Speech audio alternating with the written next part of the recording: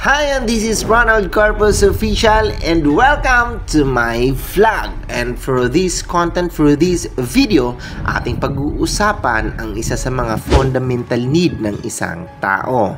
Ating pag-uusapan ay ang tubig. Kitang-kita sa ating title na ang tubig sa Bulacan, walang pinagkaiba o mahalintulad sa West Philippine Sea. Bakit? Pagmamay-ari nating mga Bulakenyo, pero iba ang nakikinabang. Isa ka ba sa taga Bulacan na paggising mo, gusto mong maghilamos pero walang tulo ang lababo mo? May tanong ako, mataas ba ang bahay mo? Sa malamang ang sagot ay hindi.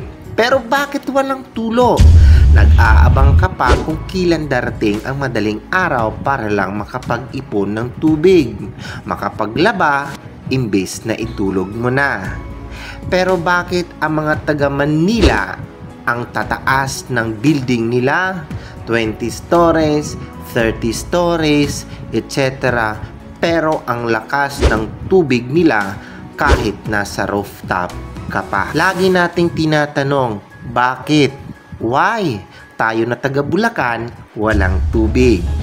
Nagmamakaawa na magkaroon ng tubig. At eto, natandaan nyo ba na sa tuwing may bagyo, umaapaw ang tubig ng Angat Dam natin. Sobrang tubig kaya nagpapakawala sila ng tubig. Nalulubog ang mga kabahayan natin. Pero bakit walang tulo ang mga gripo natin? Nasaan na nga ba ang tubig? Ang mga katanungang naglalaro sa ating mga isipan, kontrolado ba ang tubig? Sino nga ba ang nagkukontrol ng tubig? Bakit ipinagkait sa atin ang ating sariling tubig? Sino nga ba ang ating malalapitan, mahinga ng tulong, ibigay sa atin ang ating sariling tubig? Ang matindi dito, wala nang ang tulo, nagbabayad ka pa. At eto pa ang pinakamatindi, sa araw ng Judith na hindi ka nakapagbayad, kinabukasan ay puputulan ka na. Kung isa ka sa nakaranas na naging zombie ka na sa kakaabang magkatulo, makapag-ipon lang para sa pangangailangan. Isa ka rin ba sa nakaranas na wala nang ang tulo, lumagpas pa sa minimum ang binabayaran? Isa ka rin ba sa nakalimutan lang magbayad, kinaumagahan, andyan na sila para putulan ka? Kung naranasan mo isa sa mga yan, sana mag-comment ka at lalong-lalong mag-share ka para malaman ng iba. Narito ang ilang mga komento patungkol sa problema ng tubig dito po sa Bulacan. Unahin na natin ang isang top fan mula kay Maricar Diogracias. Napupuyat imbis na itutulog at maaga gumising dahil maghatid sa school sa mga bata, imbis na ipahinga natin, nag-aantay tayo na tumulo kaso patak-patak lang. Di na nakakatuwa. Water. Magmula kay Elmer Manahan ang kanyang komento, nung nagbahaan, isa sa mga dahilan ay ang pagpapawala ng sobra daw tubig sa dam, baka sumabog. Bakit ang hina ng tubig?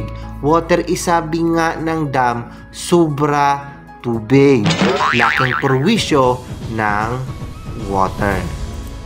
Ito naman ang komento mula kay Chico Fatima o Hamitaf Usich. Binaliktad lang niya ang kanyang komento. Same, 5 AM pa lang wala ng tulo. Grabe na talaga si water. Ito naman ang kanyang komento mula kay Irene Ayuban Kamwa.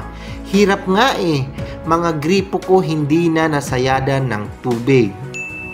Ito naman ang komento magmula kay Lisel Magtangob.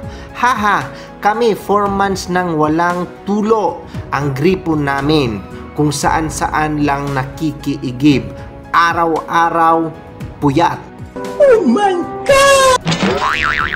Ito naman ang komento magmula kay Sambyong Ginabanap. Ang kanyang komento, puyat ang mga tao. bulok na serbisyo. Raffy Tulfo na yan. Ang masasabi ko lang, wala namang problema ang mamahagi sa iba. Ang importante, hindi nating kalimutan na may sariling atin ang dapat matugunan bago ang iba. Sana'y isipin ang kapakanan ng mamamayan, hindi ang pangsarili lamang. Once again, this is Ronald Corpus Official, ang inyong lingkod. Maraming salamat po.